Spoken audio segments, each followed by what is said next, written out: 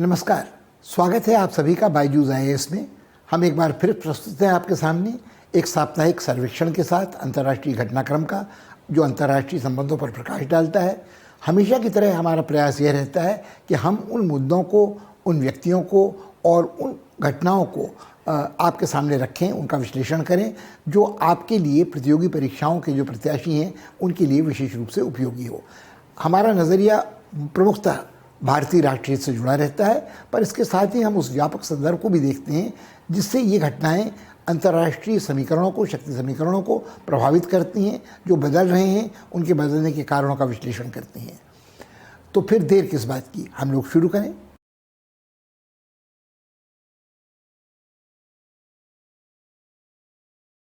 Soviet विदेश मंत्री Lavrov की भारत यात्रा ने हाल ही में हमें एक असाधारण अवसर दिया है उस पुनरीक्षण का कि भारत रूस संबंधों की महत्ता क्या है, उनकी संवेदनशीलता क्या है।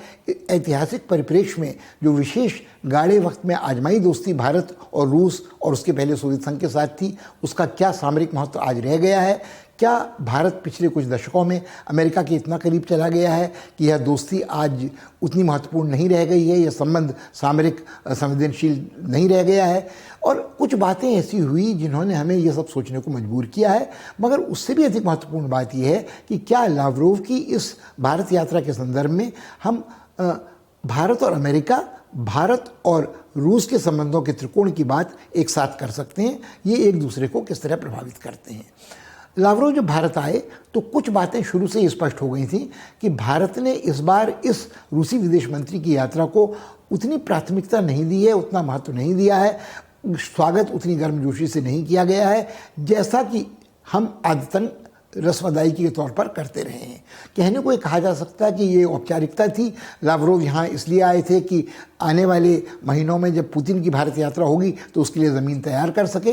मगर अब तक ये होता आया है कि कम से कम एक सामान्य राजनयिक शिष्टाचार के रूप में जब रूसी विदेश मंत्री यहाँ आता है तो भले ही राजनयाचार ये नहीं दरकार करता कि उसकी मुलाकात भारतीय प्रधानमंत्री से हो, मगर भारतीय प्रधानमंत्री से यदि वो कुछ चंद लम्हों के लिए भी मिलता है तो यह संकेत दुनिया को जाता है कि ये रिश्तेदारी कुछ खास महत्व की है, औरों से कुछ अलग है।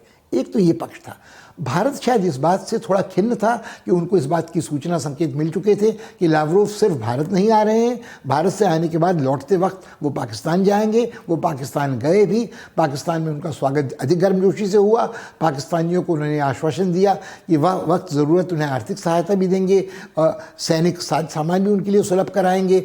और हाल के दिनों में चूँकि रूस और चीन के संबंधों में गर्माहट आई है, वो एक दूसरे के समीप आए हैं और चीन का एक तरह से संरक्षित राज्य पाकिस्तान है, तो आज ये इसमें शिकायत की कोई गुंजाइश नहीं कि क्यों रूस पाकिस्तान के पास जा रहा है, उसे सहायता दे रहा है। ऐसा पिछले वर्षों में सैनिक साथ सामान की बिक्री वो पाकिस्तान को कर चुका है। बड़े शीर्षस्थ रूसी नेताओं ने भारत के साथ साथ पाकिस्तान की यात्राएं भी की हैं।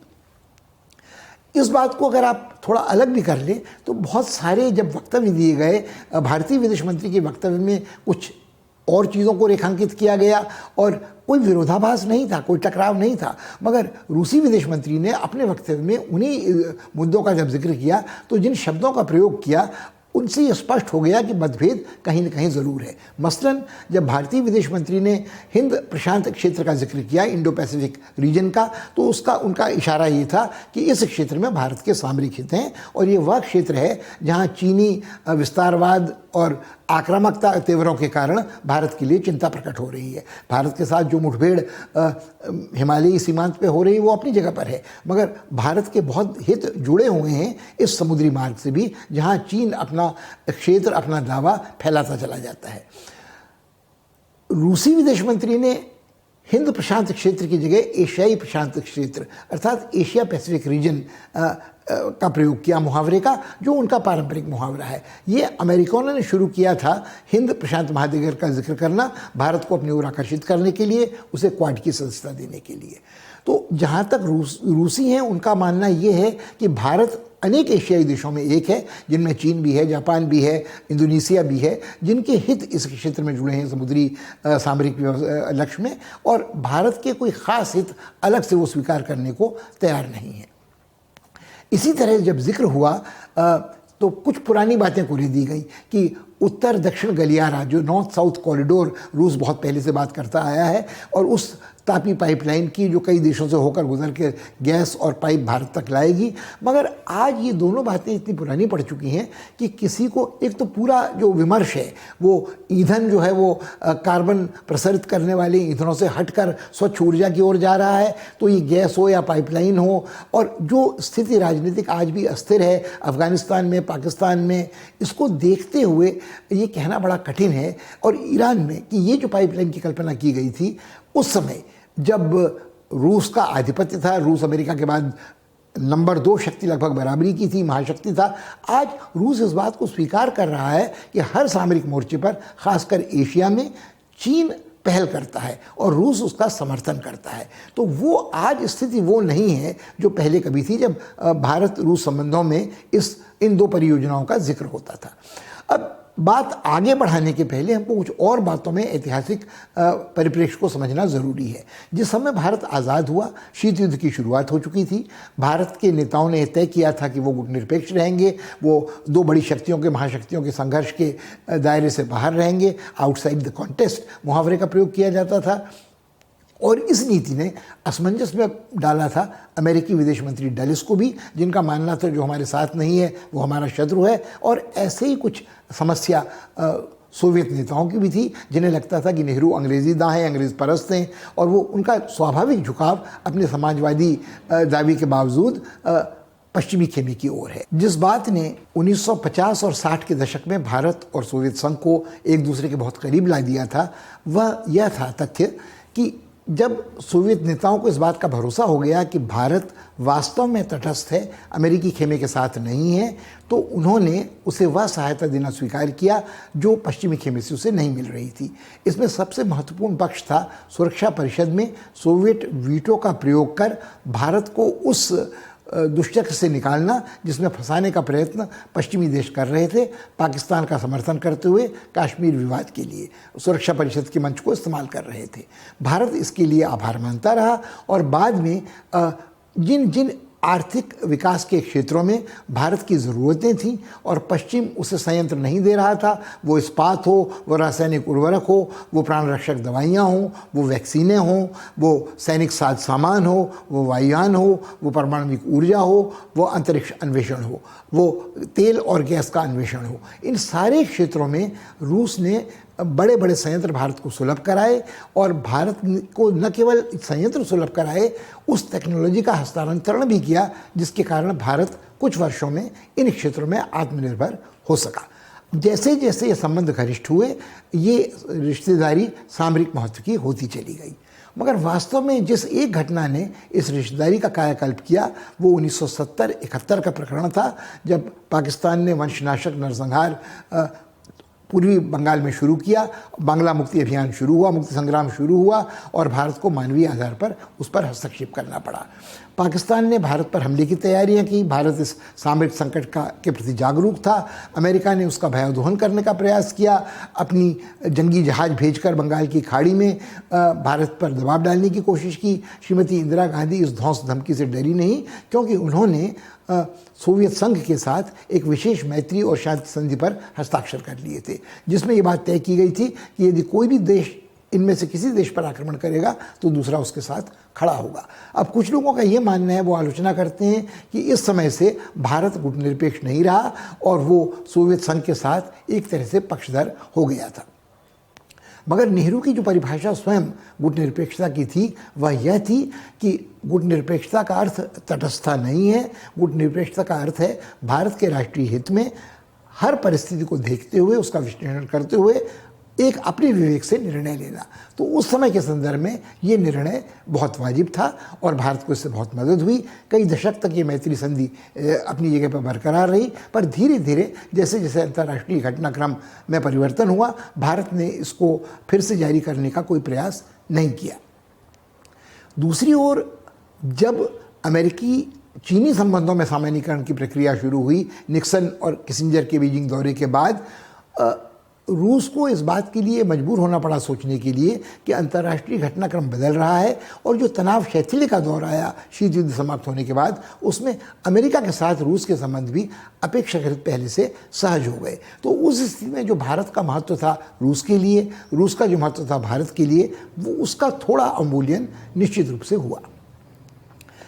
इसके बाद के दशकों में जो परिवर्तन सोवियत संघ में हुआ, मिखाइल गोर्बाचोव ने पेरेस्ट्रोइका और ग्लासनोस्त की नीतियों का अनुसरण किया, जिसका मतलब था पारदर्शिता, संरचनात्मक सुधार, स्पष्टवादिता, और इसके बाद स्वयं उनकी स्थिति निरापद नहीं रह सकी और वो उनकी तख्ता पलट के बाद वहाँ नया शासन शुरू हुआ। अब जो नया शासन वहाँ शुरू हुआ तो ऐसा नहीं था कि भारत के इसके पहले सोवियत संघ के साथ कोई मतभेद नहीं होते थे।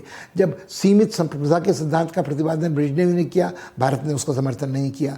जब सोवियत सेनाओं ने प्राग में हस्तक्षेप किया, उसके पहले पोलैंड में, उसके पहले हंगरी में, तब भी भारत ने अपनी सहमति उनको नहीं दी। जब सोवियत सेनाओं ने प्रवेश किया, हस्तक्षेप किया अफगानिस्तान में, तो भारत ने इसका दबे शब्दों में ही सही प्रतिरोध किया। मगर इससे इन दो देशों के आपसी संबंधों में कोई खटास नहीं आई थी।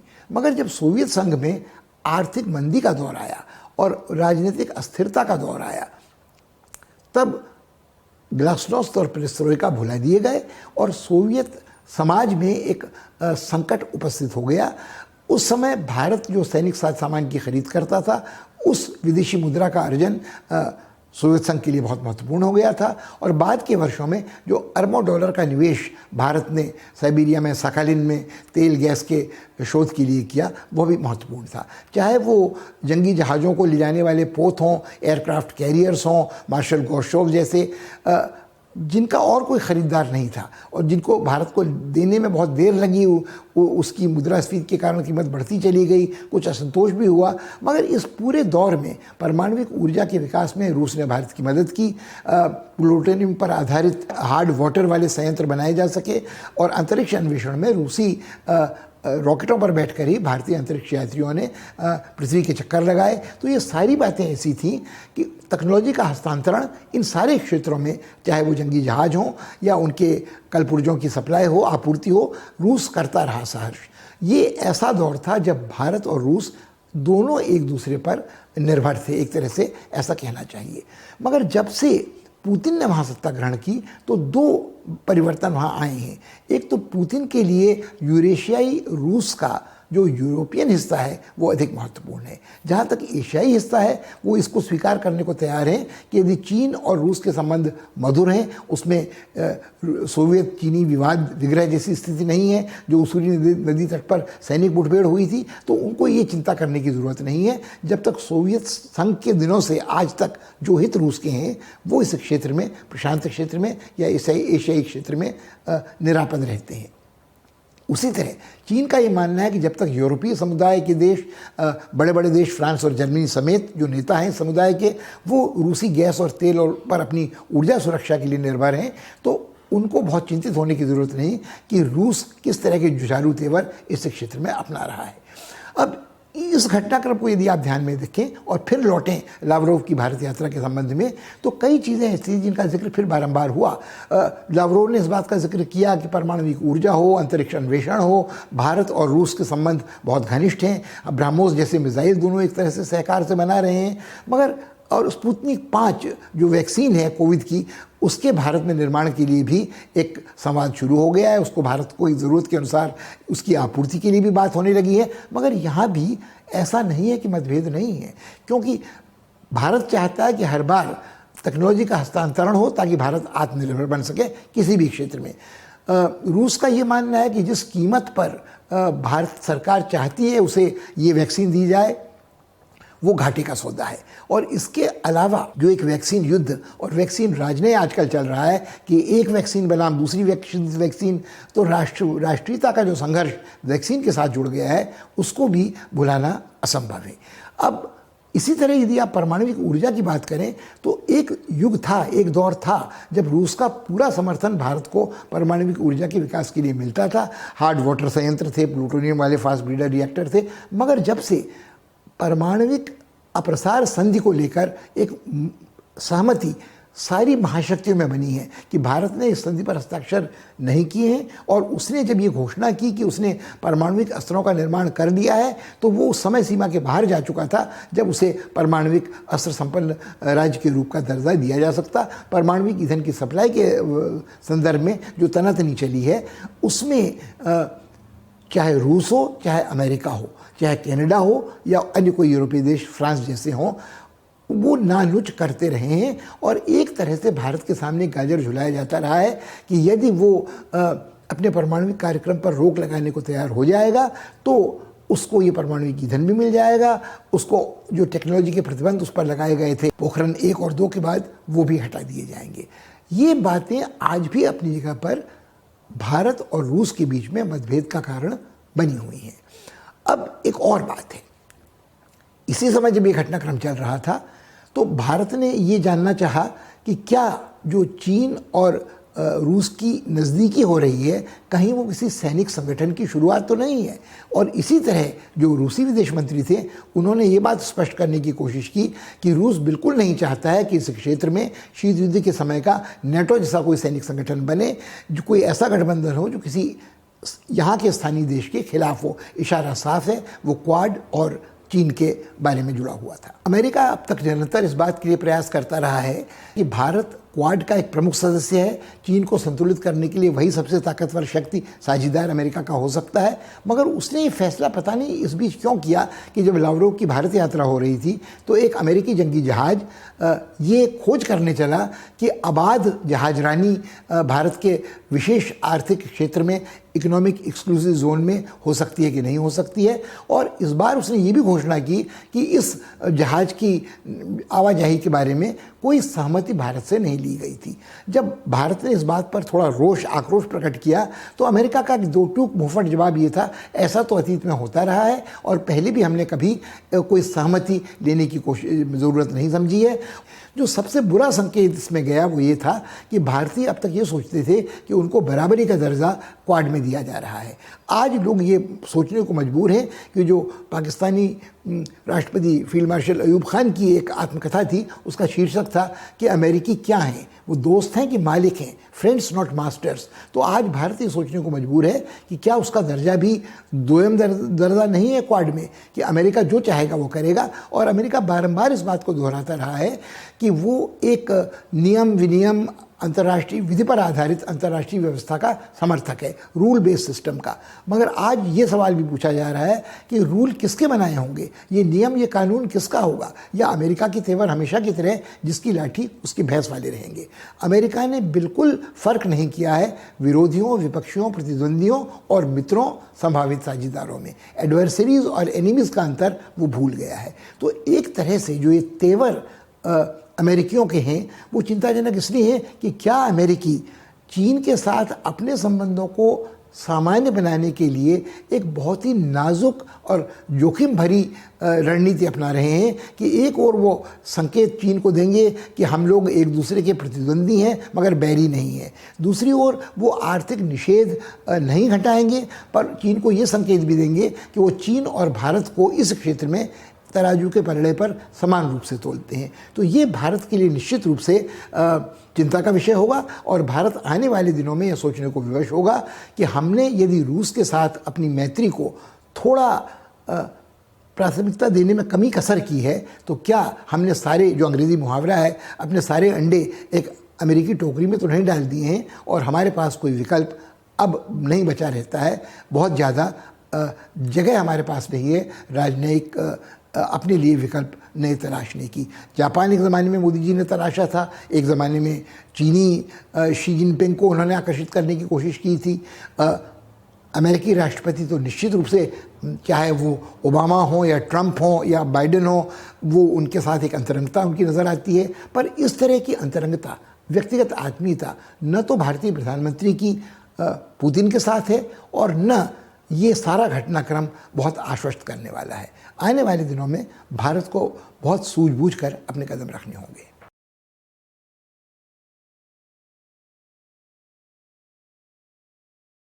जिस घटना ने हमारा ध्यान आकर्षित किया है मध्य पूर्व, पश्चिम एशिया और ईरान के पड़ोस के बारे में, वह ईरान के परमाणविक संयंत्र पर नातांज नामक एक स्थान पर एक रहस्यमय हमला है।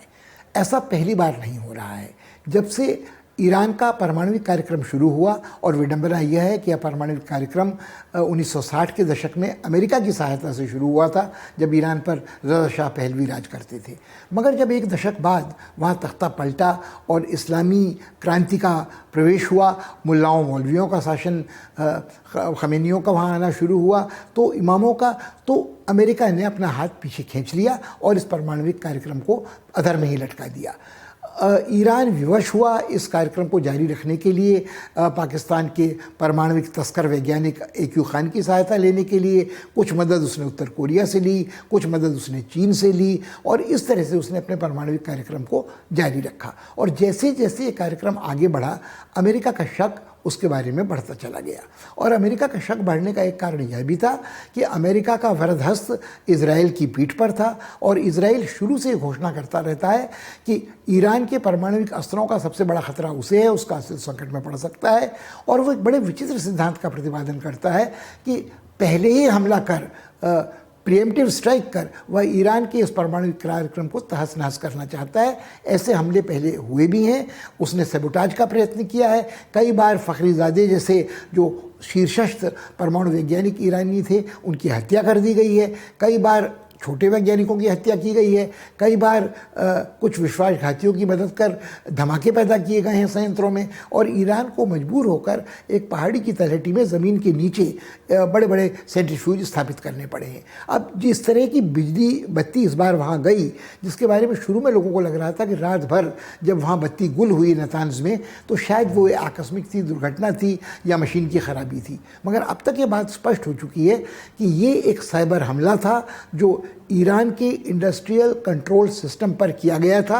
अब आजकल लोग क्या करते हैं कि कंप्यूटरों पर सीधे हमले कर, हैक कर वहाँ से जानकारी चुराने की या औद्योगिक जानकारी चुराने की कोशिश नहीं करते। वो हैक इस प्रकार से करते हैं कि जो भौतिक संसाधन हैं, संयंत्र हैं, उनको नुकसान पहुँचाया जा सके। तो ये जो साइबर हैकिंग हो रही है, यदि आप किसी परमाणविक संयंत्र में बिजली का जाना रोक देते हैं या पानी की आपूर्ति रोक देते हैं, तो संयंत्र गर्म होने लगते हैं, वहाँ विस्फोट हो सकता है, वहाँ रेडियो विकिरण हो सकता है और जाने जा सकती हैं। मगर ये कहना भी गलत होगा कि सिर्फ इजराइल ही ऐसा कर रहा है। इजराइल ने इस बात की जिम्मेदारी अभी कबूल नहीं की है, मगर बड़बोलेपन से कुछ लोगों ने वहाँ ये वक्तव्य दिए हैं कि हाँ, शायद हो सकता है हमारी खुफिया सेवा मोसाद ने ऐसा करने में सफलता हासिल की हो। अब मज़ेदार बात यह है कि ऐसा नहीं है कि सिर्फ इजरायली ने इस तरह के साइबर हमले ईरान पर किए हैं। ईरान ने भी इस तरह के साइबर हमले इजराइल पर किए हैं। जो वहाँ पानी को शुद्ध करने के संयंत्र होते हैं, उन पर ये हमले किए गए हैं। भले ही उनका खतरा विस्फोट का, परमाणविक संयंत्र का जैसा न हो, मगर लोगों की जान जा सकती है यदि वो प्रदूषित पानी पीने को मजबूर होते हैं और उन्हें पता नहीं होता कि प्रदूषित पानी पी रहे हैं। कुछ हमले ईरान पर और भी हुए हैं, परमाणविक वैज्ञानिकों की हत्या या परमाणविक संयंत्रों में तोड़फोड़ के अलावा। एक ईरानी जहाज़ जो लाल सागर के मुहाने पर खड़ा था, उसके बारे में कहा जाता था कि वो समुद्री तस्करों पर अंकुश लगाने के लिए है, जो सोमाली समुद्र तट है, वहाँ इस तरह की घटनाएं बहुत होती हैं।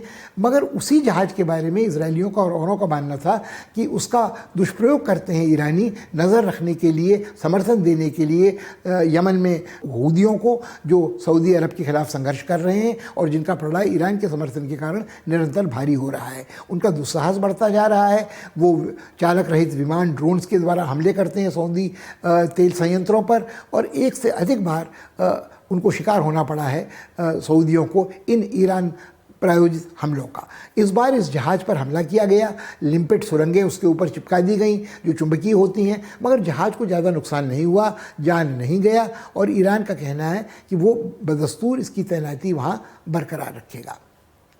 मगर इजराइल ने भी ये ठानी हुई है कि वो किसी भी कीमत पर अमेरिका और ईरान के बीच उस संवाद को सफल नहीं होने देगा जिससे वह परमाणविक समझौता दोबारा लागू किया जा सके, जिसको एक बार संपन्न किया था ओबामा के कार्यकाल में स्वयं बाइडेन ने, जो उपराष्ट्रपति थे। और आज भी इस संवाद में भाग लेने के लिए ईरान ने उसी व्यक्ति को नियुक्त किया है जिसने तब बातचीत की थी बाइडेन के साथ। अब ईरान का ये कहना है कि इस घटना से उनका पक्ष मजबूत हुआ है। वो ये कह सकते हैं कि उनकी संप्रभुता का उल्लंघन इजराइल करता है, आक्रामक बिना किसी प्रोवोकेशन के, बिना किसी भड़काऊ ईरानी आचरण के ईरान पर हमला करता है। मगर क्या सिर्फ इस आधार पर अमेरिका ये मानने को तैयार हो जाएगा कि ईरान के साथ संवाद जारी रखना चाहिए? इस संदर्भ में एक और विचित्र बात है कि अमेरिका के रक्षा सचिव ने हाल में इजराइल का दौरा किया और उन्होंने अपने इजरायली मित्रों को आश्वस्त किया कि अमेरिका और इजराइल के संबंध ऐसे हैं जो लौह कवच से सुरक्षित हैं। इस मध्य पूर्व में वो उनका सबसे बड़ा सामरिक साझीदार है, उसमें कोई परिवर्तन होने की गुंजाइश नहीं है। मगर इजराइल वाले ये जानते हैं कि स्थिति बदल चुकी है। व्हाइट हाउस में आज ट्रंप नहीं है जो अंध समर्थन करते थे नेतन्याहू का। नेतन्याहू की स्थिति आज अपने देश में बहुत निरापद नहीं है, वो भ्रष्टाचार के आरोपों से ग्रस्त हैं। चुनाव में भले ही उन्हें बहुमत मिला है पर स्पष्ट बहुमत नहीं है। सरकार बनाने के लिए उन्हें दूसरों पर आधारित होना पड़ेगा और पता नहीं किस किस तरह के बेमेल रोड़े ईंटों को मिलाकर वो भानुमति का कुनबा जोड़ेंगे और कितने सफल होंगे। उनको जो चुनौती देने वाले यहूदी नेता इजराइल के हैं, उन्होंने ये बात विदेश मंत्री ने कही है कि हमारे हित में है कि ईरान के साथ संबंध अमेरिका के सामान्य हों और इजराइल के भी सामान्य हों, कमोबेश भले लंबे समय में, ताकि इस क्षेत्र में तनाव घटे और स्थिति सामान्य हो सके। मगर देखिए, हर जगह जुझारूबाज होते हैं और शांति पोषक कपोत होते हैं, तो हॉक्स एंड डव्स जिन्हें अंग्रेजी में कहते हैं, वो इजराइल में भी आज स्थिति है। तो ये आज तय कर पाना कठिन है कि किसका पलड़ा भारी होगा। और जिस तरह बाज और कबूतर इजराइल में है, वही स्थिति ईरान में भी है। ईरान में कुछ लोगों का मानना है कि क्यों ईरान अपनी संप्रभुता की रक्षा के लिए बदला नहीं लेता है सुलेमानी की हत्या का, फखरीजादे की हत्या का, नतान्ज में तोड़फोड़ का। कब तक हम चुप रहेंगे? और ईरानी नेता कहते हैं कि सही वक्त आने पर हम मुंहतोड़ जवाब अपने बैरी को देंगे, मगर कब तक लोग धैर्य रखेंगे? अतीत में ये हुआ है कि प्रतीकात्मक बदला लेने का, प्रतिशोध देने का प्रयास ईरान ने किया है, पर उस लक्ष्मण रेखा को पार नहीं किया है जिसके बाद उस पर ज़बरदस्त हमला अमेरिका की ओर से या इजराइल की ओर से हो सकता था। अब जहाँ तक बाकी दुनिया का प्रश्न है, आप इस बात को न भूलें कि ईरान इस इलाके में और दुनिया का सबसे बड़ा अकेला शिया देश है और शियाओं और सुन्नियों का जो वैमनस्य है वो सदियों पुराना है। और इसके अलावा ईरान ने तमाम आर्थिक प्रतिबंधों के बावजूद, तमाम निषेधों के बावजूद कोई हिचकिचाहट नहीं दिखाई है समर्थन देने में लेबनान में शियाओं को, या हूदियों को यमन में, या सीरिया के गृह युद्ध में भाग लेने से। तो ये सारी स्थितियां ऐसी हैं कि एक और तुर्की है, सऊदी अरब है, खाड़ी देश हैं, और इनसे अलग इजराइल है जो इन देशों के साथ अपने संबंध सुधार रहा है सिर्फ ईरान को सबक सिखाने के लिए।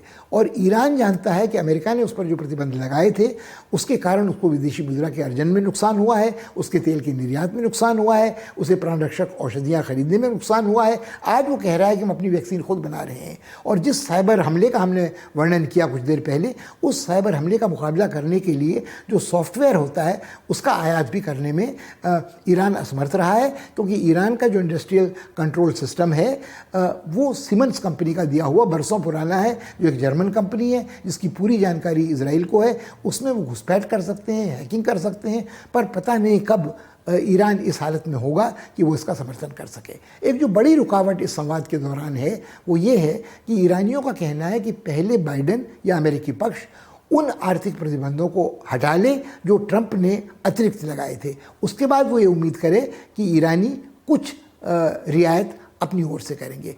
अब तक यह कहने को अमेरिका तैयार नहीं है, क्योंकि अमेरिका में भी ईरान के प्रति थोड़ा रोष है, थोड़ा आक्रोश है। और जो एक पक्ष था, जब इस्लामी क्रांति वहाँ आई थी तो एक घेराबंदी अमेरिकी राजदूतावास की हुई थी। एक बरस से अधिक समय तक अमेरिकी राजदूत बंधक रखे गए थे और उनको छुड़ाने के लिए जो प्रयत्न राष्ट्रपति कार्टर ने किए थे वो बहुत बुरी तरह असफल हुए थे।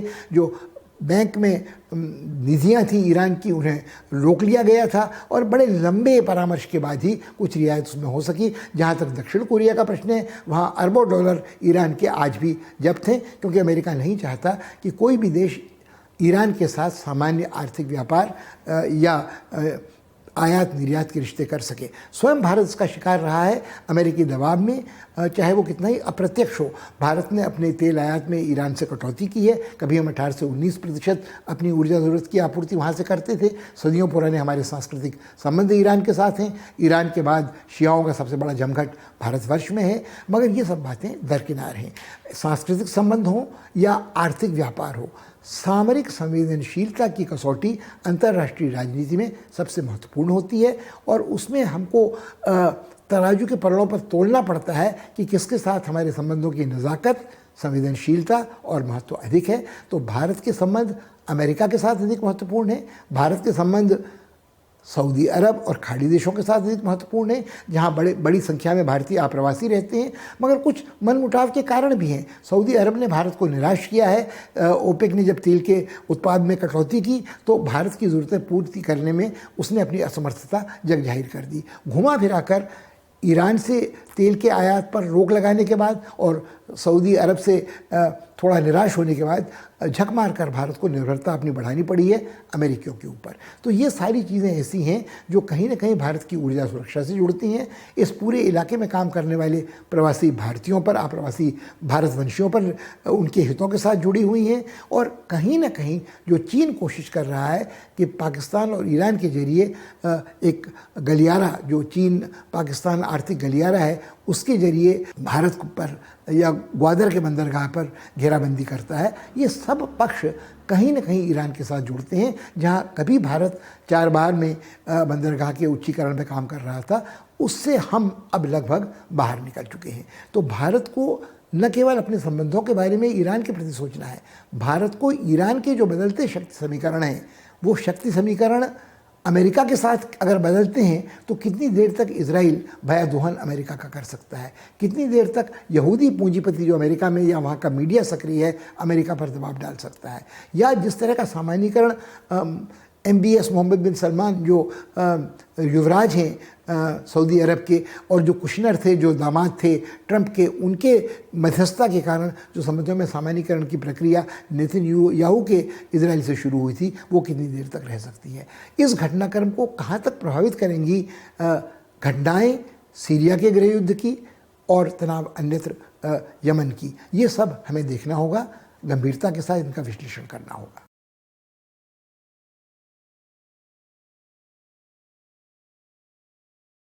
इस सप्ताह के लिए इतना ही, पर आपसे विदा लेने के पहले हम ये सुझाना चाहेंगे कि हम संक्षेप में ही सही एक सर्वेक्षण में जो कुछ घटनाओं पर हमने दृष्टिपात किया है उन्हें एक बार दोहरा लें। ये इसलिए महत्वपूर्ण है कि भारत और रूस के संबंधों में लगभग ऐतिहासिक महत्व का बदलाव आ रहा है।